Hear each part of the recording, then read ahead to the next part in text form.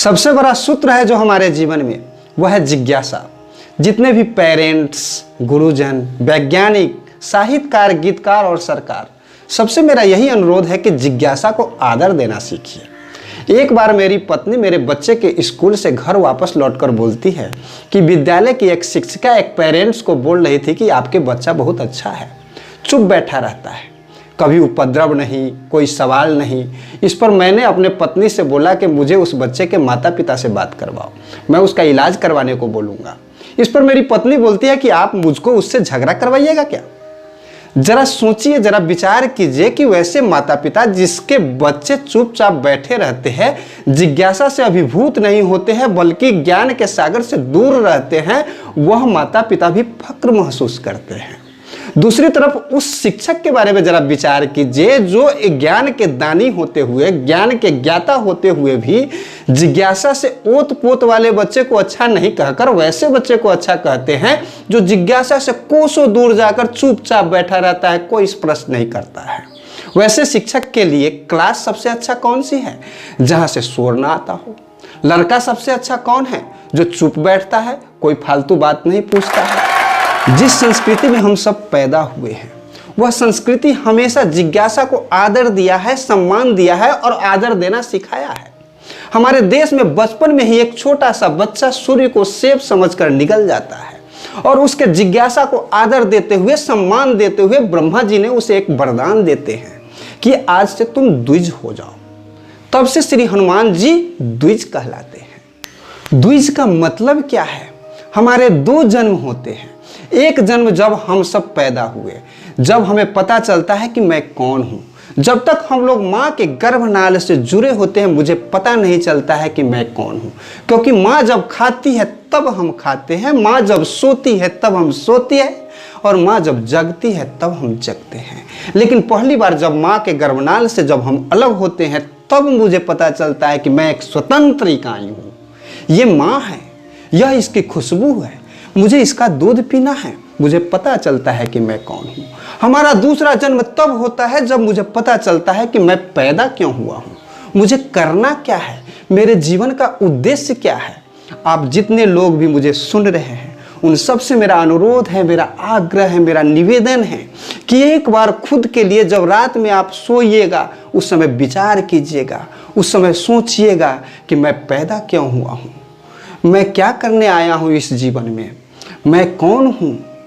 आपको आपकी मंजिल मिल जाएगी, आपको आपका उद्देश्य का पता चल जाएगा, आपका जीवन सफल हो जाएगा। तो उस वरदान के बाद ब्रह्मा जी हनुमान जी को बताया कि तुम श्री राम के कार्य में सहयोग करके अपने भक्ति के कीर्ति को युग युगांतर तक फैलाओगे। लेकिन चूंकि तुमने प्रकृति के साथ छेड़छाड़ किया है, इसलिए तुम अपराधी हो और उसका दंड यह है कि तुम्हें अपने शक्ति का याद तब आएगा जब उसे कोई याद दिलाएगा। आपको याद होगा कि समुद्र के तट पर जाम्बत जी हनुमान जी को उसके शक्ति का याद दिलाते हैं और हनुमान जी 7 समुद्र को पार करके सीता को खोज करने के लिए लंका पहुंचते हैं। तो जिज्ञासा का आदर करना सीखे और जिज्ञासा का आदर करना हमारे भारतीय मनीषा में है। एक बार शिष्य अपने गुरु से कहता है कि आप कौन हैं? इस पर गुरु जी कहते हैं कि मैं ईश्वर हूं, अहम ब्रह्मास्मि। इस पर शिष्य कहता है कि आप जब ईश्वर है तो मैं कौन हूं? फिर गुरु जी कहते हैं कि तुम भी ईश्वर हो, तत्त्वमसि। फिर शिष्य कहता है कि यह सारा संसार क्या है, यह सारा जगत क्या है? तो गुरु जी कहता है कि यह पूरा संसार ईश्वर है, सर्वम जगदम खलु। यानी कि जिज्ञासा प्रारंभ हुआ और जिज्ञासा का इतना सम्मान हमारे भारतीय संस्कृति ने दिया जिसका वर्णन करना हमारे बूते और क्षमता से बाहर की बात है। एक छोटा सा बच्चा था, मुनि बाजश्रवा के पुत्र नचिकेता। उसके पिता ने विश्वजीत नाम के एक यज्ञ किया था, अपनी सारी संपत्ति दान कर देने का वचन लिया था। नचिकेता ने अपने पिता के यज्ञ समाप्ति के बाद पूछने लगा कि आप बूढ़ी गाय को दान क्यों कर दिए हैं। उसके पिता अपने वचन के बारे में बताते हुए कहा कि मैंने अपनी सारी संपत्ति को दान कर देने का वचन लिया है। फिर नचिकेता ने अपने पिता से कहा कि मैं भी तो आपका संपत्ति हूँ, आप मुझे किसे दान में देंगे? लेकिन उसके पिता कुछ नहीं बोला। नचिकेता बार बार यह प्रश्न दोहराता रहा कि आप मुझे किसे दान में देंगे। अंत में उसके पिता बाजश्रवा आवेशित होकर, क्रोधित होकर यह कह डाला कि यमराज को दान दूंगा। एक पल का बिना देर किए हुए नचिकेता अपने पिता से अनुमति लेकर आज्ञा लेकर यमलोक पहुंच जाता है। वहां पर यमदूत उसे आगे जाने से रोक देता है, क्योंकि बिना मृत्यु के शरीर सहित प्राण होते हुए कोई भी यमलोक में नहीं जा सकता है। लेकिन नचिकेता चूंकि बच्चा था, हठी होना तो उसका स्वाभाविक था, वह 3 दिनों तक यमलोक के दरवाजे पर भूखे प्यासे बैठा रहा। अंत में यमराज उसके पितृभक्ति से प्रभावित होकर उसको 3 वर मांगने को कहता। देखिए कितनी इत्तेफाक की बात है, जिज्ञासा क्या रंग लाती है।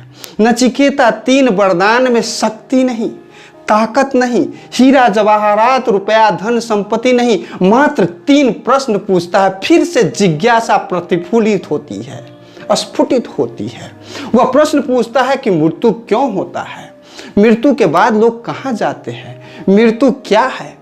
यह अति दुर्लभ प्रश्न जिसका जवाब आज तक यमराज किसी को नहीं दिया था, फिर से जिज्ञासा को सम्मान देता है और आखिर इस प्रश्न का जवाब नचिकेता को बताता है।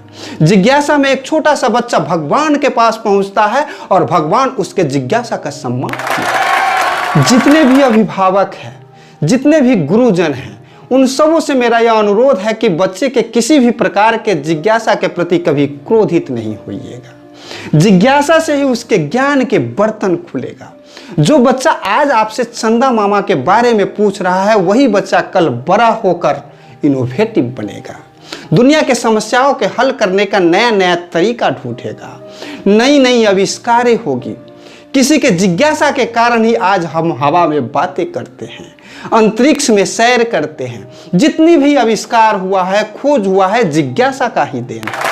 जल्द ही एक और टॉपिक के साथ मैं आपके सामने में उपस्थित हो रहा हूं, इसलिए आप हमारे इस चैनल को सब्सक्राइब कर लीजिए और बेल आइकन को दबा दीजिए।